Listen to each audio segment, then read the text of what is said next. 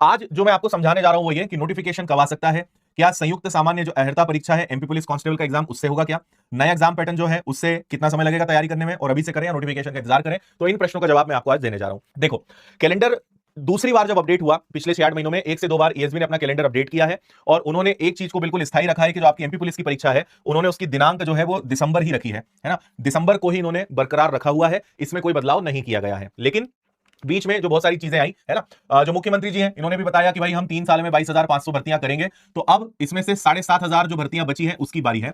तो इसीलिए अब जो नया रिक्रूटमेंट आएगा कम से कम आप मान के चलिए कि 7,500 भर्तियां उसमें रहेंगी, ज्यादा भी हो सकती है, जैसे पिछले साल पिछली भर्ती थोड़ी ज्यादा होकर आई थी, तो 7,500 की उम्मीद है। इसके लेट होने में इसलिए कोई डाउट नहीं है क्योंकि सिंहस्थ तो आगे बढ़ नहीं सकता है ना, बाकी सब चीजें तो आगे बढ़ जाती है लेकिन सिंहस्थ तो आगे बढ़ेगा नहीं। अब अगर सिंहस्थ मार्च 2028 में है तो इन्हें कैसे भी करके इन सारे नए जो बच्चे हैं इनकी ट्रेनिंग तब तक कंप्लीट करना पड़ेगी। अब आप सोचिए कि ट्रेनिंग ही 10 महीने या कई बार साल भर ले लेती है, तो अगर मार्च तक इन्हें सारे लोग तैयार चाहिए तो इन्हें फरवरी मार्च 2027 तक पूरी प्रक्रिया खत्म करनी पड़ेगी। तो इसलिए बहुत तेजी से काम होगा।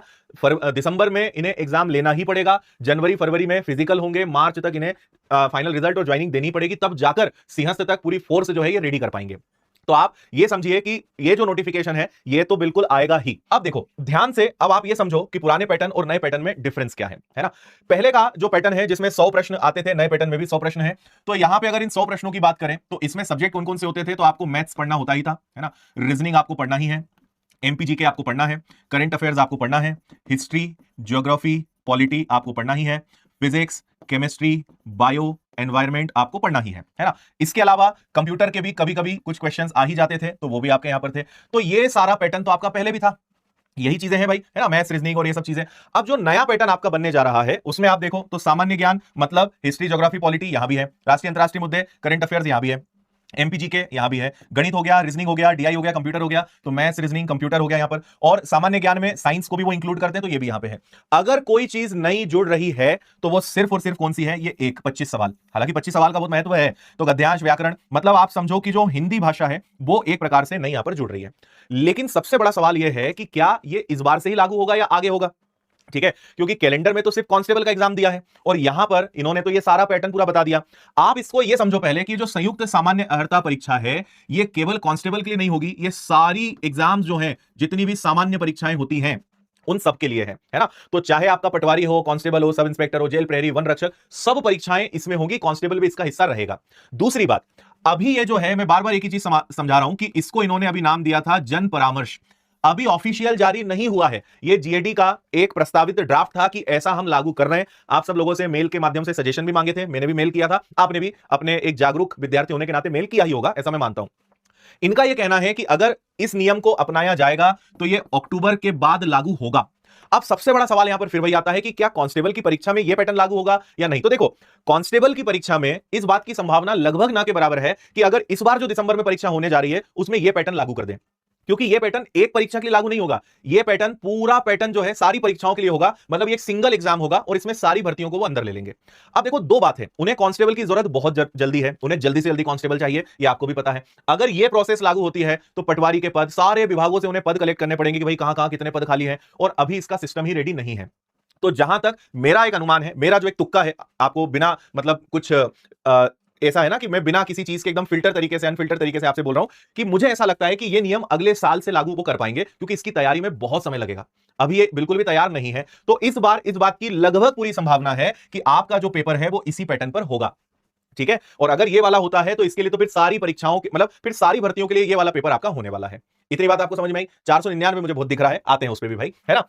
अब फिर भी मध्य प्रदेश है, रिस्क ली नहीं जा सकती। आज आप देखो हॉस्पिटल असिस्टेंट जिसकी परीक्षा 24 तारीख को है, उसका आज 19 तारीख को एडमिट कार्ड जारी करा। हम सब और सारे बच्चे यही समझ रहे थे कि पेपर शायद आगे बढ़ जाएगा, आज उन्होंने एडमिट कार्ड जारी कर दिया। तो मध्य प्रदेश है, कुछ भी हो सकता है। तो एक चीज थोड़ा सा समझदारी भरे तरीके से समझने की कोशिश करो।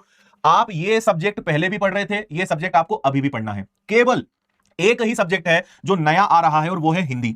तो हमारे जितने भी पुराने बच्चे जिनके पास कर्मवीर 7.0 एमपी पुलिस कांस्टेबल का बैच है, उन्हें हम हिंदी विषय मतलब ये पूरा जो विषय है ये आपको फ्री ऑफ कॉस्ट आपके कोर्स में जोड़कर दे रहे हैं, और जो 8.0 बैच आएगा उसको भी हम देंगे।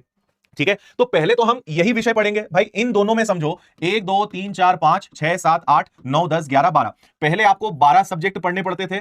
इस नए पैटर्न में आपको कितने सब्जेक्ट पढ़ने पड़ेंगे? 13 सब्जेक्ट पढ़ने पड़ेंगे। इस बात को समझो, जो इतना हो हल्ला बना के रखा है कि ये हो जाएगा वो हो जाएगा, थोड़ा सा एनालिसिस तो डिटेल में समझो। 12 सब्जेक्ट तो पहले भी पढ़ रहे थे, अब 13 सब्जेक्ट पढ़ना है और 13वां सब्जेक्ट बस हिंदी है। अगर वो पढ़ लोगे, इस पैटर्न से एग्जाम हो या इस पैटर्न से हो, पढ़ना तो सब कुछ है।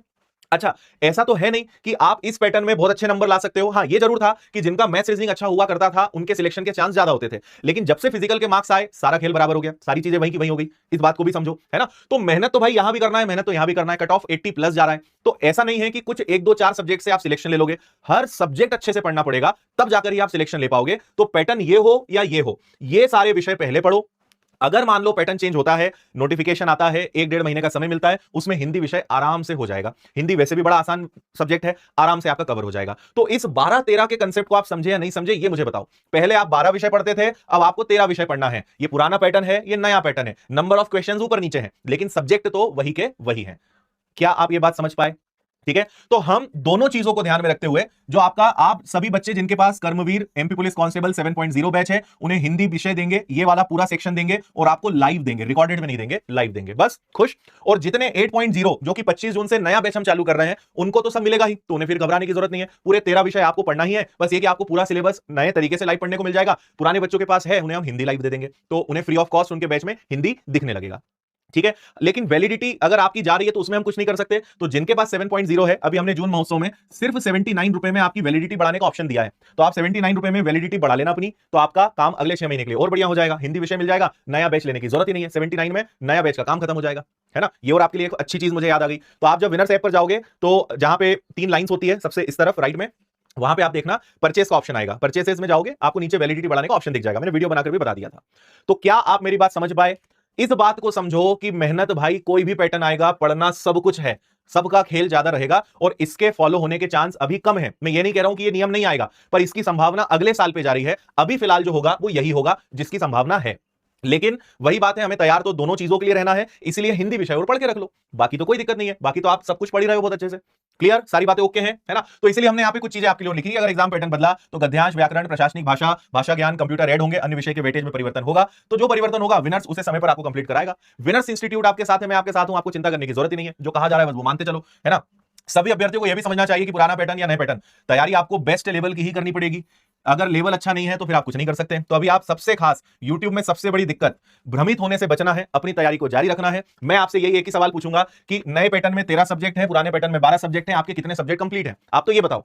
इसका जवाब पहले आपको देना है, तब आपको बाकी चीजों की चिंता करना है। पढ़ना वही है भाई, कुछ भी नहीं। मार्किंग सिस्टम चेंज होगा, सब्जेक्ट में कोई चेंज नहीं आएगा, कोई दिक्कत नहीं आएगी। किसी प्रकार का बदलाव होता है सभी के लिए होगा, इसलिए सबसे आगे वो बच्चे रहेंगे जिन्होंने तैयारी जारी रखी है।